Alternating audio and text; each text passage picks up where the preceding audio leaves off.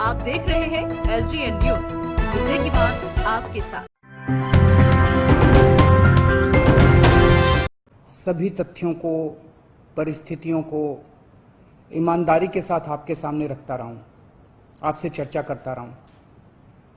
एक चीज हम लोगों ने हमेशा गांठ बांध के रखी, आपको कभी गलत तथ्य नहीं दिए, आपसे कभी झूठ नहीं बोला, जो था आपके सामने रख दिया। अगर स्थिति अच्छी थी तो भी आपको बताया, स्थिति खराब थी तो भी आपको हमने ईमानदारी से बताया, क्योंकि हम पहले दिन से समझ गए थे कि ये इतनी बड़ी आपदा है कि आपके साथ के बिना, जनता के साथ के बिना अकेले इस आपदा से सरकार सामना नहीं कर सकती। जनता का सहयोग और जनता की सहभागिता इस पूरे संघर्ष में बेहद जरूरी है। और जब तक जनता को सच नहीं बताया जाएगा, सारे तथ्य जनता के सामने नहीं रखे जाएंगे, तब तक जनता की भागीदारी सुनिश्चित करना असंभव था। इसीलिए हमने हर चीज आपके सामने रखी। हमने टेस्ट नहीं कम होने दिए। आज दिल्ली के अंदर सबसे ज्यादा टेस्ट हो रहे हैं। मैं तो ये कहूंगा कि अगर प्रति 10 लाख की पॉपुलेशन पे देखा जाए तो शायद पूरी दुनिया में सबसे ज्यादा टेस्ट दिल्ली में हो रहे हैं। मैंने देखा कि कई जगहों पे उन्होंने टेस्ट कम कर दिए, टेस्ट कम कर दिए तो केस कम आने लग गए। इस तरह से तथ्यों के साथ कई जगह हेरफेर करने की कोशिश की गई। हमने ऐसा नहीं किया। हमने टेस्ट कम नहीं किए, उल्टे कम करने की वजह हमने दिल्ली में टेस्ट कई गुने बढ़ा दिए। आज लगभग 1 लाख टेस्ट दिल्ली में डेली हो रहे हैं। हमने मौत के आंकड़े आपसे नहीं छुपाए। जितनी मौतें होती थी हमने सब आपके सामने रखी, ईमानदारी से रखी। अगर ज्यादा हो रही थी तो ज्यादा बताई, कम हो रही थी तो कम बताई। कितने बेड्स हैं, कितने आईसीयू बेड्स हैं, क्या परिस्थितियां हैं, हर चीज आपके सामने ईमानदारी के साथ रखी। और इसी वजह से जब भी हमने कड़े निर्णय लिए, हमें आपका पूरा सहयोग मिला, दिल्ली की जनता का पूरा सहयोग मिला। मैं हमेशा कहता हूं कि हमारी दिल्ली एक परिवार है। दिल्ली के 2 करोड़ लोग एक परिवार हैं। और जब परिवार में कोई आपदा आती है तो सारे परिवार के लोग मिलकर उसका सामना करते हैं। अब भी हम सभी मिलकर इसका सामना करेंगे। पहले भी जीत हुई थी, अब भी जीत होगी। आज दिल्ली में क्या परिस्थिति है? पिछले 24 घंटे में दिल्ली में लगभग 23,500 केस आए हैं। उसके पिछले 24 घंटे में लगभग 25,500 केस आए थे। तो पिछले 3-4 दिन से रोज हम देख रहे हैं लगभग 25,000 के करीब केस आ रहे हैं। पॉजिटिविटी बहुत ज्यादा बढ़ गई है, संक्रमण दर बहुत ज्यादा बढ़ गई है। दिल्ली के अंदर अस्पतालों में उपलब्ध बेड्स की भारी कमी हो रही है। डेली 25-25 हजार अगर पेशेंट्स आएंगे तो कोई भी व्यवस्था चरमरा सकती है।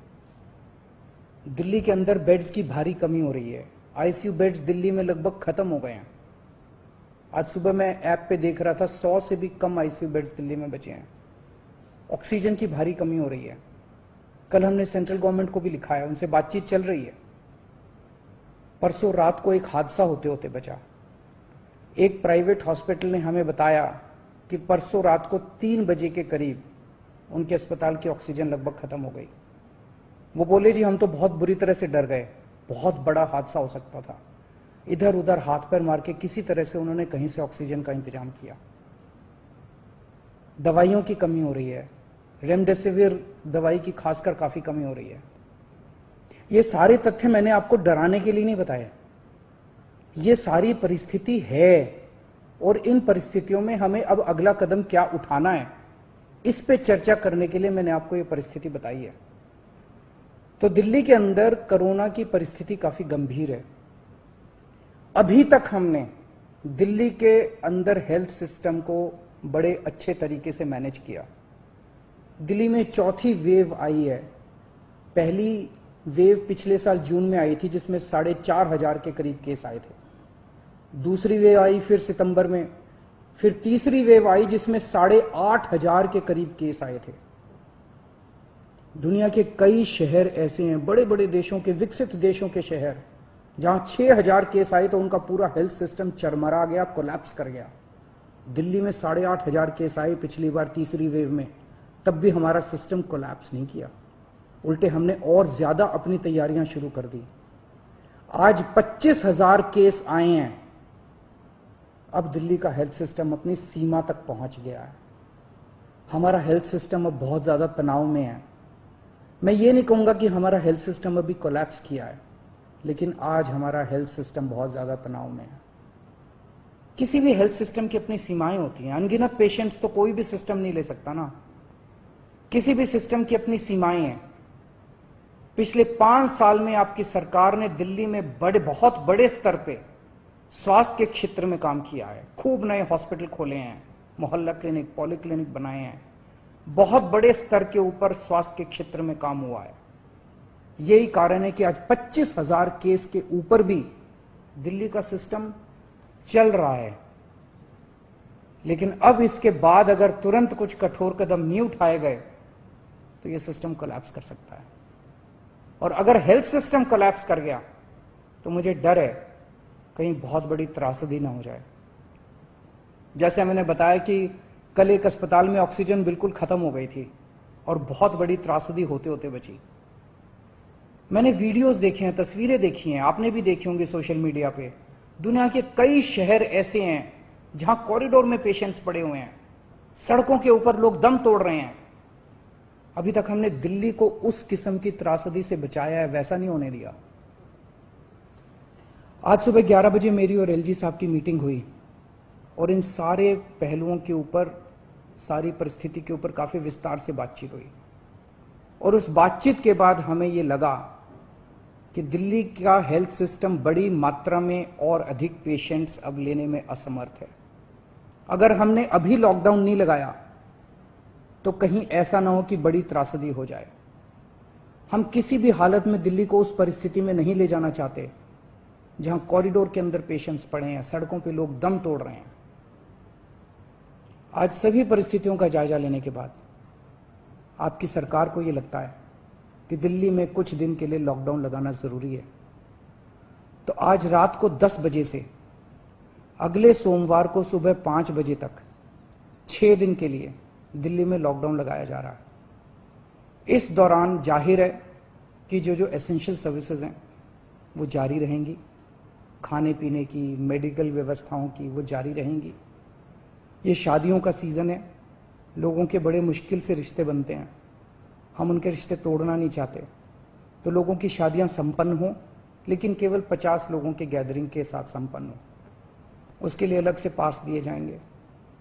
इसके बारे में अभी थोड़ी देर में डिटेल्ड ऑर्डर जारी हो जाएगा कि कौन कौन सी चीज़ें जारी रहेंगी और कौन सी चीज़ों पर पाबंदी रहेगी।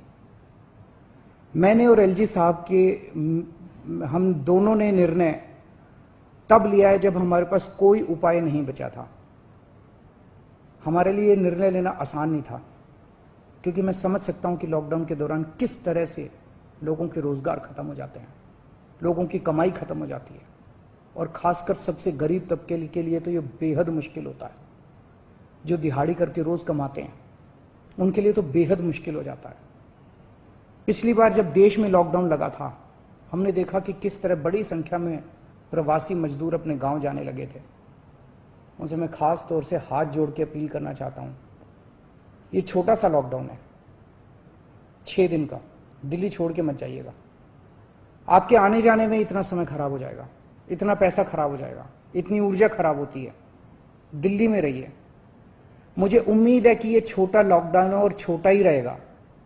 मुझे पूरी उम्मीद है कि शायद बढ़ाने की जरूरत ना पड़े। आप दिल्ली में रहिए, यकीन मानिए हम पूरी ईमानदारी के साथ सब मिलकर लड़ेंगे तो जल्दी इस मुसीबत से छुटकारा पाएंगे।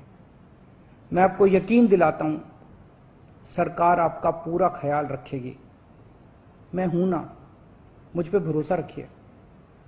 मेरी दिल्ली के सभी नागरिकों से अपील है कि यह निर्णय हमने बहुत मुश्किल से लिया है। आप सब लोग जानते हैं कि मैं लॉकडाउन के सख्त खिलाफ रहा हूं। हमेशा से मैंने लॉकडाउन का विरोध किया है। मेरा यह मानना है कि लॉकडाउन से कोरोना खत्म नहीं होता, लॉकडाउन से कोरोना की स्पीड कम हो जाती है। मेरा हमेशा यह मानना है कि अगर किसी भी शहर या राज्य की स्वास्थ्य व्यवस्था अपनी सीमा तक पहुंच जाए तो लॉकडाउन लगाना जरूरी हो जाता है, ताकि पेशेंट्स का नंबर कम हो जाए, ताकि हेल्थ सिस्टम को और दुरुस्त किया जा सके। ये जो 6 दिन का लॉकडाउन हम लगा रहे हैं, ये जो 6 दिन हम ले रहे हैं आपसे, इन 6 दिनों के अंदर हम बहुत बड़े स्तर के ऊपर और दिल्ली में बेड्स की व्यवस्था करेंगे। केंद्र से हम मदद मांग रहे हैं, उनसे लगातार संपर्क में हैं। केंद्र सरकार हमारी मदद भी कर रही है, उसके लिए हम केंद्र सरकार के शुक्रगुजार हैं। उनसे ऑक्सीजन की व्यवस्था करेंगे, दवाइयों की व्यवस्था करेंगे। इस लॉकडाउन के समय को हम इन सब चीजों के लिए इस्तेमाल करेंगे। मेरी अब सब लोगों से गुजारिश है कि लॉकडाउन का पूरी तरह से पालन करें, घर से बाहर इस दौरान ना निकलें। पहले भी हमने कई कठिन निर्णय लिए और आपने मेरा पूरा साथ दिया। मुझे पूरी उम्मीद है आज भी आप मेरा साथ देंगे। हम मिलके इसका मुकाबला करेंगे और जरूर जीतेंगे। नमस्कार।